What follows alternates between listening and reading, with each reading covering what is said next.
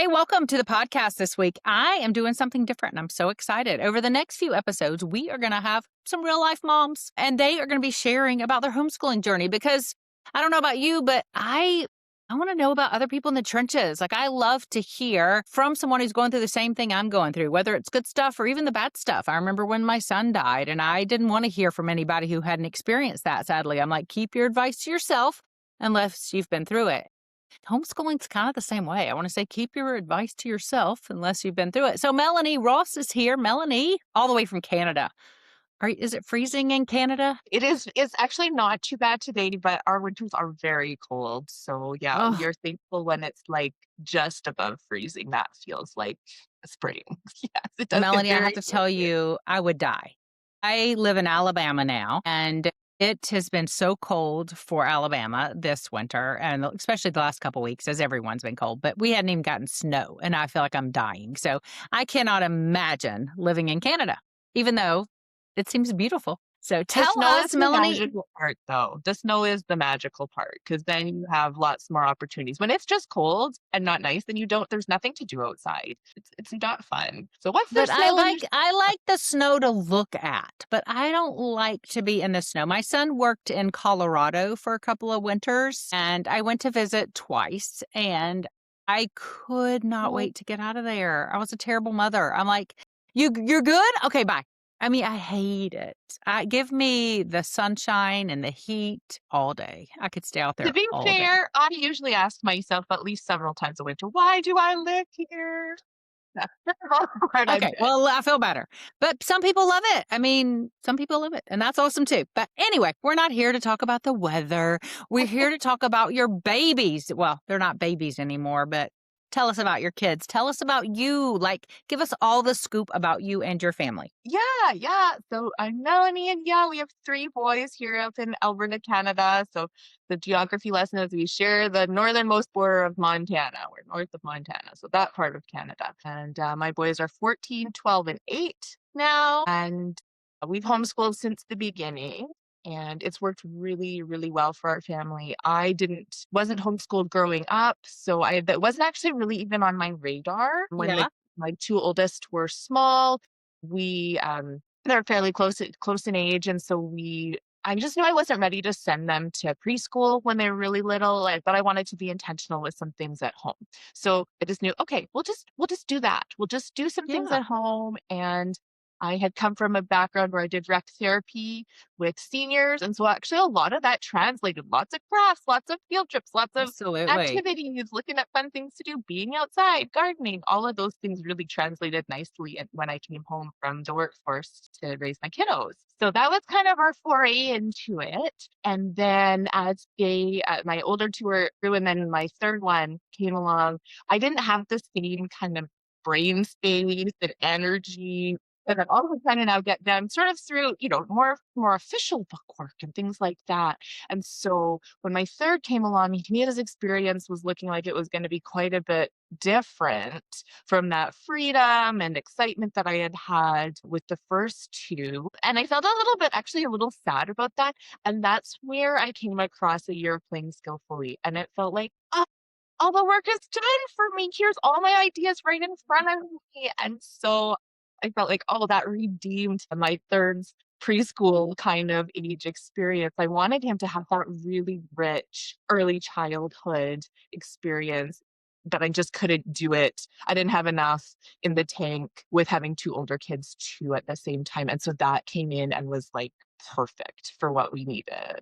It's funny. I think so many people say that as far as, I mean, I remember too, those first babies, you're all excited. Everything's new for you too, as well as them. So I think that even feeds our excitement and as we're schooling them or just day to day life. And then as we add to the family, you're tired and you're trying to keep up.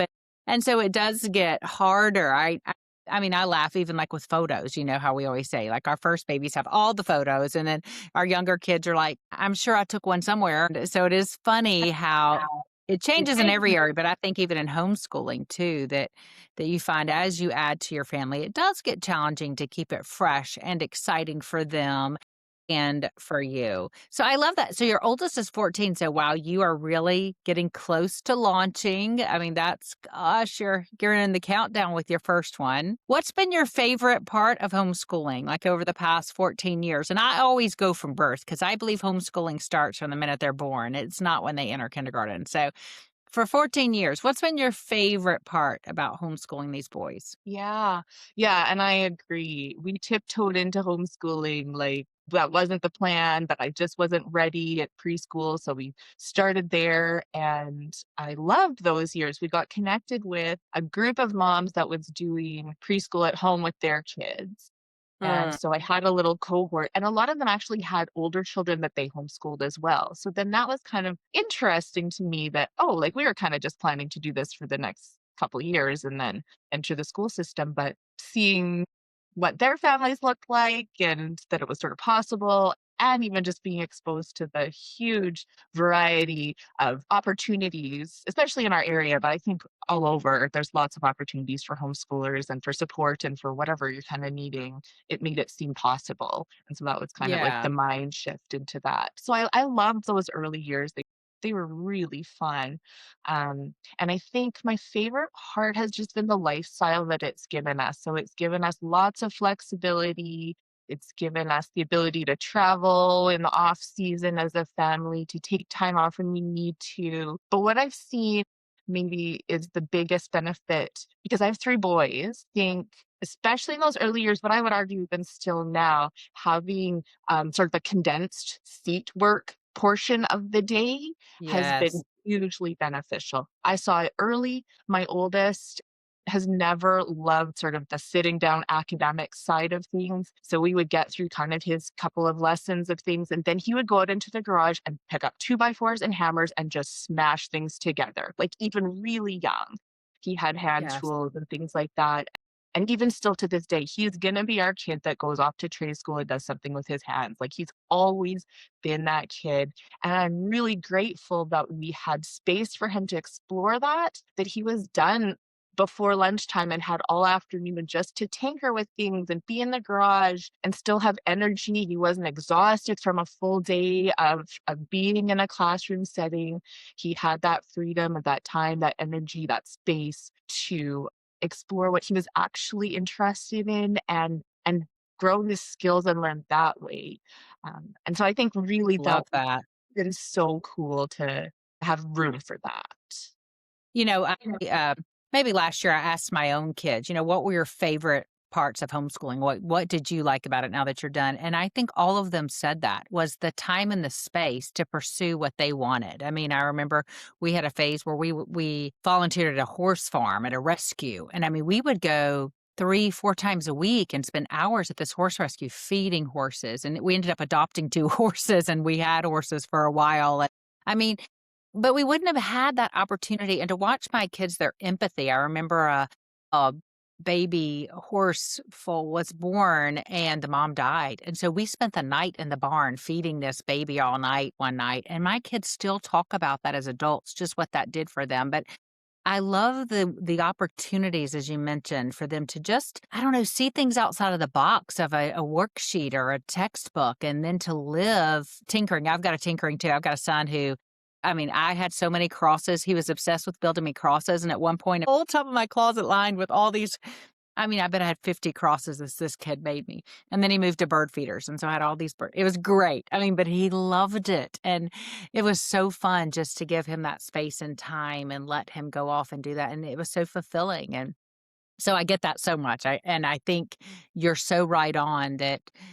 I think one of the benefits of that is it helps them figure out who they are and what they want to do. And so many kids don't get that opportunity until they're in their I mean, till they're in college or leaving college that they get to figure that out. And I think homeschooling gives our kids at a much younger age to kind of figure out who they are and what they love. And especially if you give them the permission to chase that, which it sounds like you do. And I love that. What would you say have been your challenges? Have there been parts you're like, oh, I wasn't counting on this being so hard? Yeah, oh, for sure, for sure. And I say we love homeschooling most days.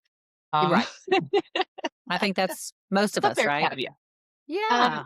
I think I mean, there's been some bumps in the academics and things like that, but I think the biggest challenge for me has been with me, and it's always been that question of like, am I doing enough? Am I doing Hmm. enough? And I think that's a really common question. And I heard Sarah Mackenzie speak on a recording maybe a year ago, and she tackled that question and said, kind of challenged us to think, finish that sentence. Not doing enough what? And rather than leaving it this big nebulous, I'm not doing enough, I'm going to fail my children. And then it just spirals into this, uncontrollable thought that, am I not doing enough? What is it? I'm not doing enough read alouds with my kids. Well, then you Mm, can put something in place. You can put a plan in place. You can have an actual goal that tackles that. And yes. okay, we'll do read alouds twice a week or 5 times a week or whatever that looks like for your family. And so I think that mind shift has really helped when I get that thought, oh, am I doing enough what? To get them into college? Well, I've got a 3-year-old, so it's a little early to put that plan into place. Right. Right.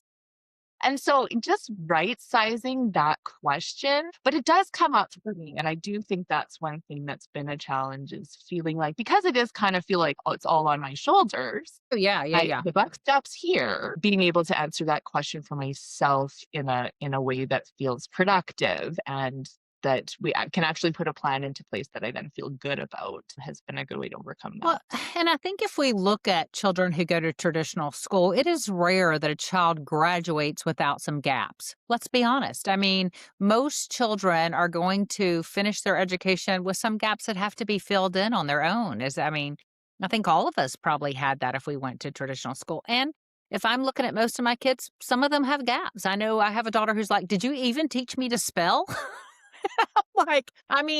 I did, but maybe not the way that you needed me to teach you to spell, if I'm being honest. I said, so thank goodness for spell check now and that you don't even really have to spell because everybody corrects it.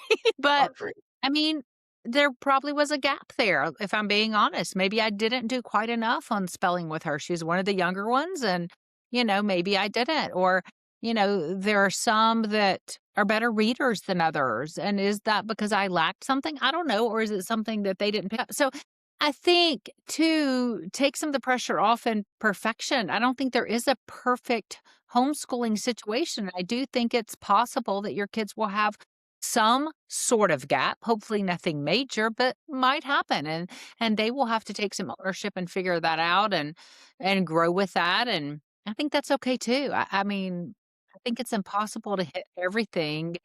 We definitely try our best to hit all the things, but I do think it's nearly impossible. So I think just giving yourself grace on that and say, okay. Just like I always tell parents, all of our kids will probably need therapy at some point. We didn't get everything right. As much as we tried and thought we were doing the right thing at the time, there's no perfect way of parenting and there's definitely no perfect way of homeschooling, but we can hopefully say that we did do our best and that we gave it our all. And I think if we didn't do that, then something else. But I think if we did that, then it was enough. Think the runway is longer than we give it credit for. Like we don't have to cram all this into 18 years.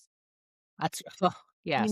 Like they're going to be a lot more motivated to fill in the gaps that are needed for the things they want to do as young adults as they're moving into figuring out what they're wanting to do career-wise or what they're wanting to pursue sort of after this official homeschooling piece. And with that motivation, the learning will come very easily in those areas that they want to pursue. And so yeah, we give a foundation, but I'm Yes. not teaching Latin in my homeschool.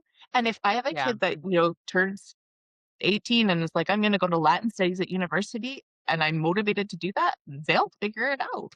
And so I Yes. think we try to put a lot of pressure on these years and that like and I understand like I want every door to be open to them in what they want to 100%. do. But I think I'm also getting to filter that a little bit into this kid probably is never going to study Latin. He doesn't care for languages, but I want him to have space to take her with electronics. So maybe we look at like pursuing that option. So it's not that you have to teach absolutely every permutation and combination and every possibility, but you can tailor it to your child and just give yourself that maybe a little bit of breathing space to go like it doesn't end at 18, that learning stops and then they have to have everything that they need for life. The Correct. learning continues. We've hopefully built lifelong learners because we haven't exhausted them and they've got bandwidth to pursue what they want to learn going forward. And hopefully we've encouraged them to be curious learners. I mean, I think that if we can help them be curious, I also think if we have built a relationship that we are a safe space to come. I know that I had a kid just this week. He's a sophomore in college and his car wouldn't start. And so he called my husband and he's like, what do I do? And even though he knows some things about cars, that's something he didn't know. But my husband was safe for him to call and say, okay, can you walk me through this? And I think that's why the relationship is so important. And I hope that moms really hear that is that I preach that so much. The relationship trumps the academics. And I mean that. And the reason I preach that so much is I have seen so many adults that were homeschooled that have zero relationship with their family. And it is because that relationship was so far down on the priority. It was get your work done. It was we are focused on getting this information. And then that parent no longer became safe for that child when there was a question, when there was a mistake, when there was a hiccup. And so I think that's what helps keep the learning going beyond 18 as well is that foundation of relationship that you've built with your kids and that you are safe for them to say, hey, can you help me figure this out? I'm not sure about this.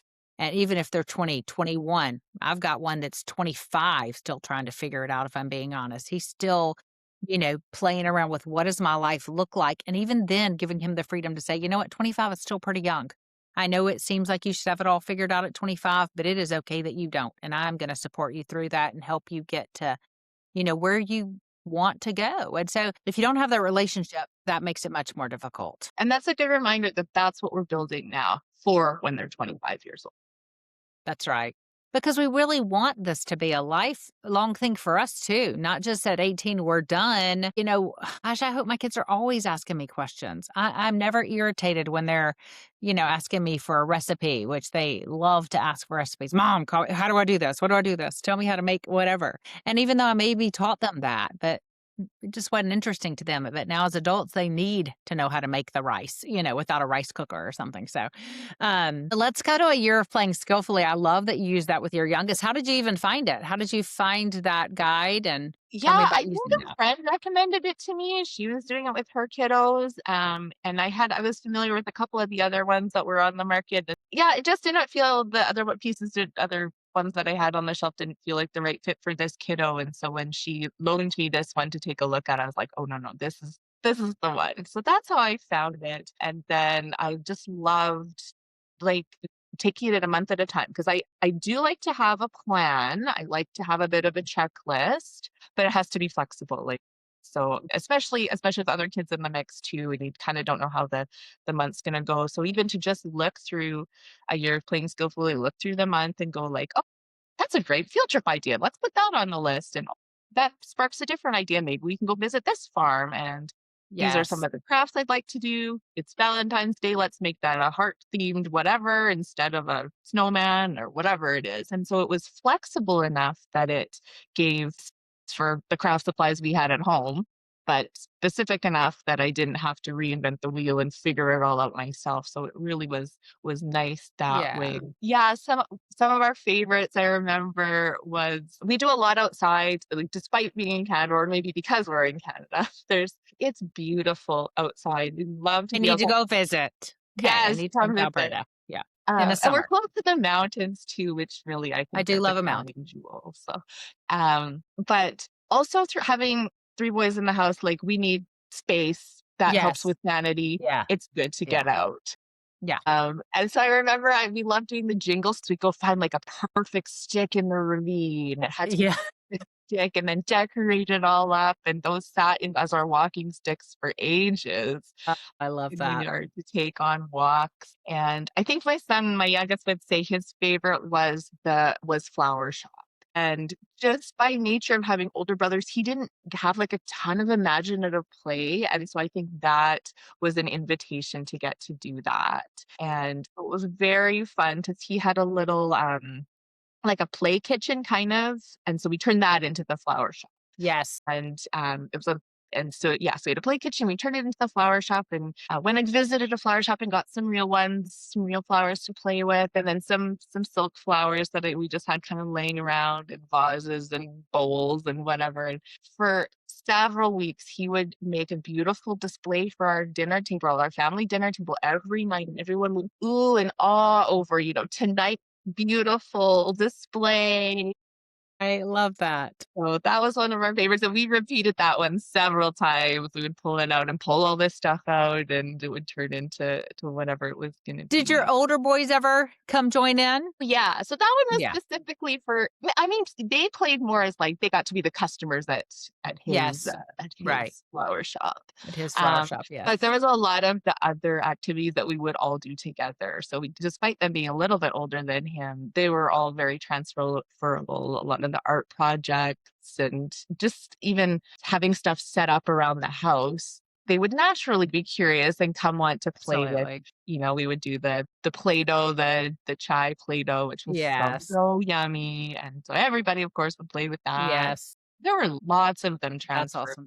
through, and everybody was when you set it out, kids are interested. They'll They find are. a way to play with it. They'll find Well, and that's the goal of it. I mean, I only make the ideas as specific as I do for the parents because we have no imagination most of the time. It is really just to hopefully be a jump start and then you back up and let your kids take over. Because really, if you just set up that invitation to play, you just said it. Kids are curious and they're going to figure out something to do with it. And usually it was a better idea than what I had written down anyway.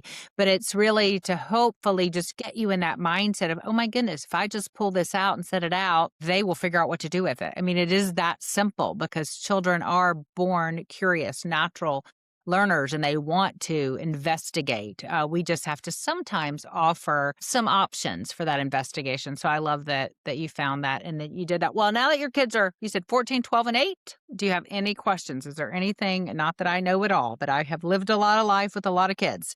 Is there anything you have a question about that you have my undivided attention that I can help you with? absolutely. Yeah, so we work so hard on connection in the younger years, and I it's so critical, it's so important, and it has set the tone for our family to be connected, to be the loudest voice in their lives, the ones that they turn to, the one they ask questions of. How have you or would you suggest making sure we continue that as they grow up? What are some of the ways you keep that level of connectivity as they're growing more independence? And that's very normal and Yes, natural. But I also want to continue to foster that relationship and connection as they're growing. And so I'd love to hear your thoughts on that. How I do love we that. keep this year of playing skillfully going as they age? So the connection piece for me has always been about following my kids. I mean, whether they were little to now.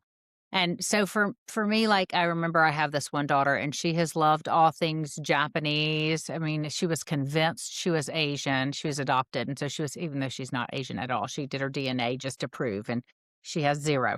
So it's kind of funny. But she loves all things. So I remember one time she was maybe 10 and there was this Japanese festival coming to Atlanta. And so I surprised her and took her, and to see the magic in her eyes that day was remarkable. And I think sometimes when we have several kids, we think, well, I've got to take them all, they're going to be upset. And I think you do have to be comfortable going, this was her day, this was her time, this was her passion. And for you showing her that you value that passion, I think that did so much for her.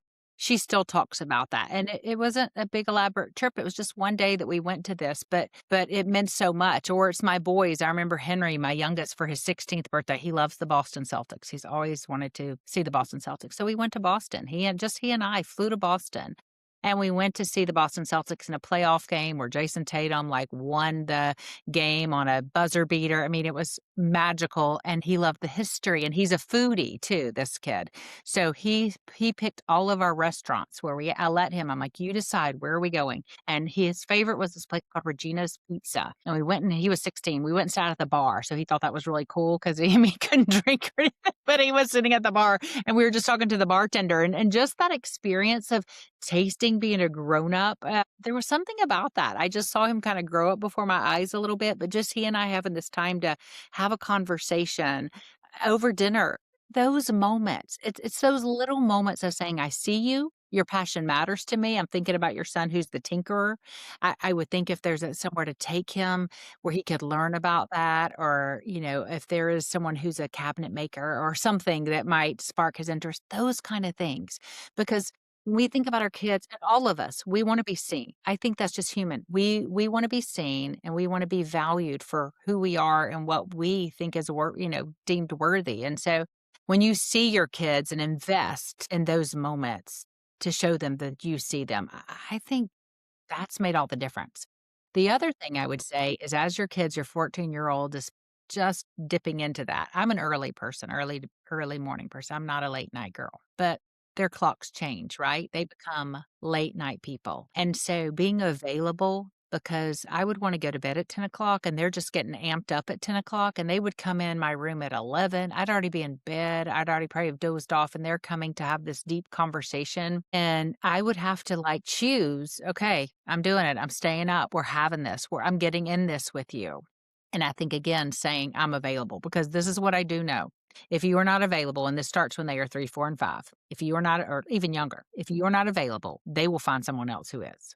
And you can't wait until they're 14, 15, and 16 to go, hey, I'm available now. You've got to always show them that you're their first call, their first text. All of that is who you are. And I think you do that by not freaking out when they come to you about the little stuff. Even if you're freaking out inside, poker face it, and I think you just always, always, always tell them, man, there's not a thing. There's not a thing you can tell me that's going to freak me out so much that I'm not going to love you. You are loved and all of you is welcome here. And I think you have to show them that. And I think they also watch the way that you treat other people, not only just them, but the way you react to other people's information. They're watching it. So much of what we teach our kids is what we do and how we live. And they see that. And if they see that you're safe to your friends, you're going to be more safe to them too. So it's just, I think if they trust you in the little stuff, they're going to trust you with the big stuff. And I don't always get it right. My kids will be the first to tell you. I definitely don't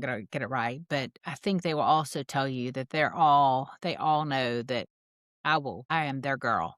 I will be there and show up, and I think it matters. That was a long answer to a short question, but I do have a lot of thoughts on that subject. I'm glad you asked that. Thank you. Yeah. What else? Anything else? Hmm.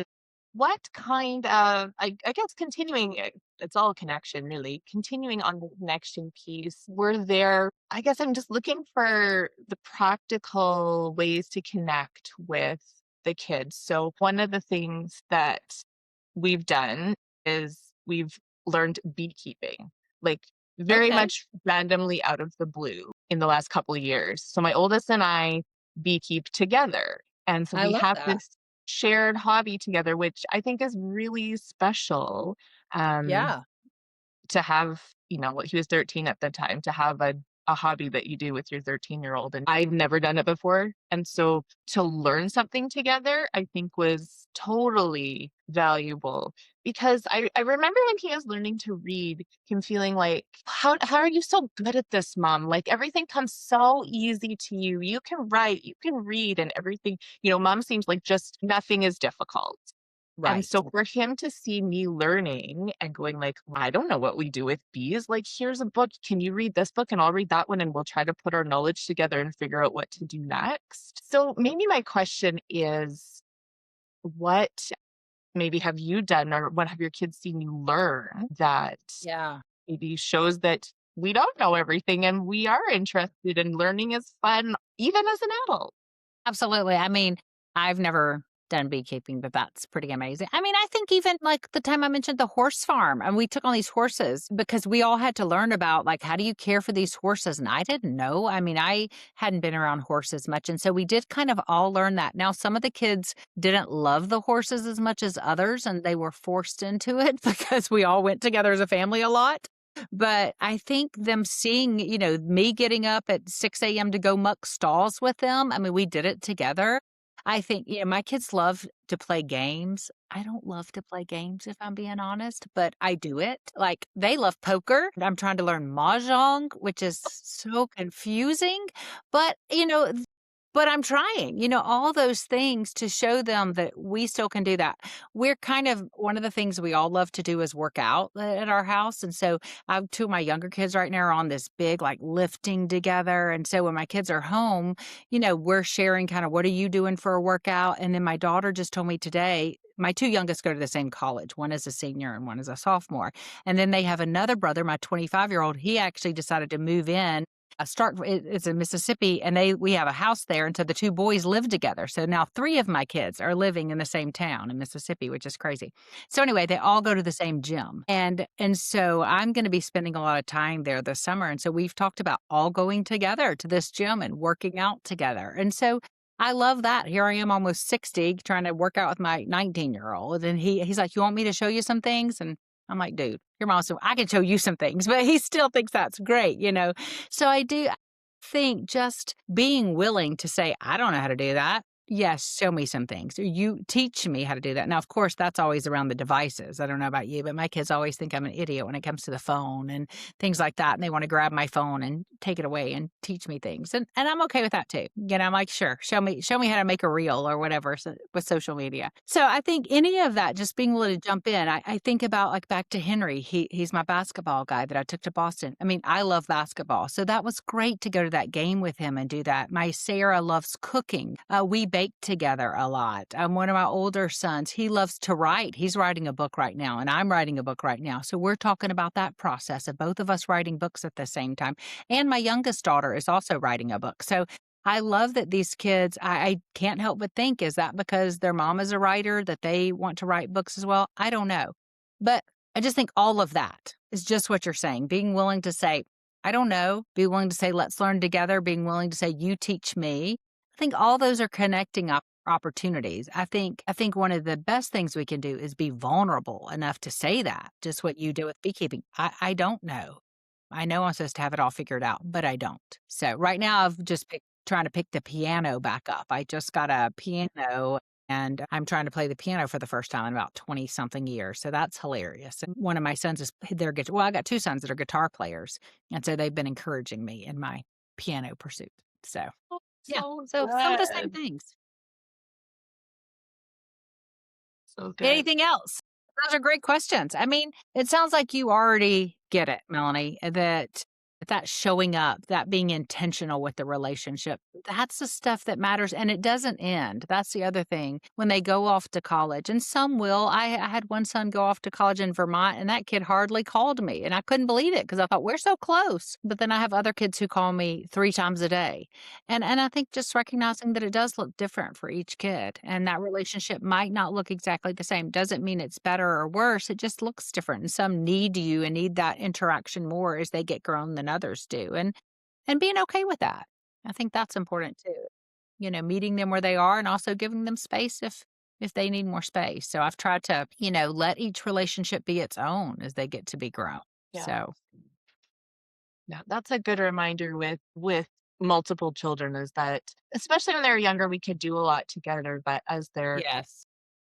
growing, they're becoming more individual and doing everything together doesn't always work. And as you mentioned, board games, like have 2 out of 3 that like it, but one that doesn't want to do that. And Yeah. like, sometimes we can entice him in, but other times it's just he'll be in the room reading a magazine that he's interested in and that can be our together time too. It doesn't all have to be Yeah. the very same thing. That's right, and being okay with that, and I think now that all mine are adults and, I used to be like, "They all have to be here for holidays," and even now, I'm like, "They don't." I give them permission. If you wanna be here, it's always here for you, but if you have something to do with your friends, go do it, or you're dating someone and you wanna go with their go do it. I try not to guilt trip them as adults to have a relationship with me. I feel like if I've done the work, then they're gonna want to have a relationship. It just might look different from kid to kid, and I'm okay with that, and it's all I have a good relationship with all my kids, but it definitely does look different among the 9 of them that are still here, so, yeah. Alright, well, we are finishing up. What about a favorite childhood memory? Do you have your own? Yeah, I always love to ask that question. What Yeah. was your favorite childhood memory? Do you have one? Oh, yeah, sure. So my dad had an old hot rod, a 1929 fire engine red Model A Ford hot rod. And Wow. he had put little little white jump seats in the back for my sister and I to sit in. So we would sit in the sort of the truck box part of the hot rod, and I remember the times that were most special was when it was just my dad and I, and we would drive around in the hot rod around our little town, and we would go to the corner store for Coke Slurpees. And there was like something about that corner store that the Slurpees tasted better. They were better than any gas station or any 7-Eleven. Whatever the mix that they had going on at that little corner store just It tasted was it. better. And Yeah. so we would go and get little Slurpees and drive in the hot rod, and dad would always ask me, "Do you wanna take the long way home or the short way home?" And I'd always choose the long way home. And, yeah, and that was just for a few extra minutes with dad by myself, just the 2 of us together. And I think I asked him even growing up, like, "Did you alter the I wouldn't have known. Did you alter the path home when we picked the long way?" And he totally honored that. And maybe it was only only longer by Mm, 2 blocks, but he would find the longer way to get back home just to honor that and kind of make good that on his is word and give us a couple extra minutes. Yeah, it's one of my favorite. and look at that story, how much you just proved the point of this whole conversation. It's about the Yeah. connection, and it's not the big things.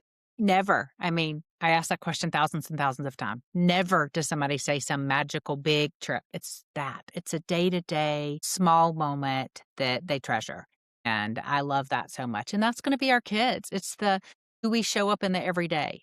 Do we show up when they ask us to sit and read a book with them? Do we show up when they wanna show us what they've built, when they want us to learn beekeeping? Do we say yes to those everyday moments? Because I think that's when kids learn that we're safe, they can trust us, and that we are invested in them. It sounds like you already get that. So I love that you're doing that, and I'm so glad that we got to meet and to chat. Thanks for doing this with me. You, Kathy.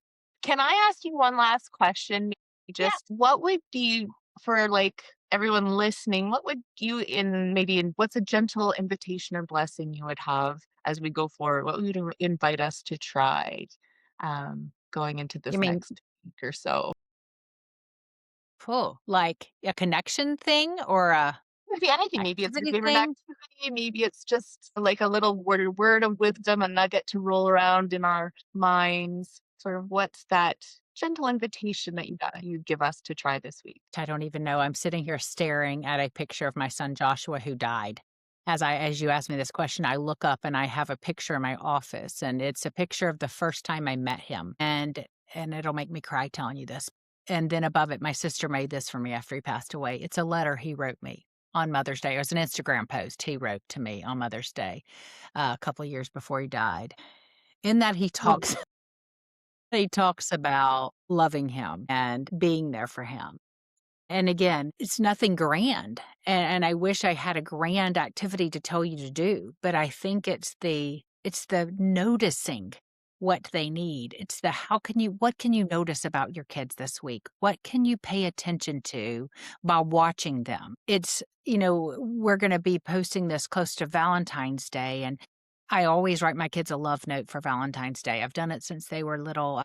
I write each one a note, and even if they're not home now, I mail it to them with a box of candy. I still do it. And in that, I always tell them what I see in them at that moment, what I see their struggle, what I see but in a good way, that they're fighting for a new job, that they're finishing up their degree, or they're starting their family, or they're in the trenches of motherhood. And I hope that they see that I notice. And so that's what I would say. I would say notice your kids, like take time to see them as human beings, as individuals, and what makes them them, and honor that. Don't try to turn them into what you think they should be. Honor who God has already made them to be and help them figure out how to get there. And I think if you do that, then that's our job as moms. It's a job well done if we can honor who they were already meant to be. So I would say that. good. Thank you, Yeah. Kathy.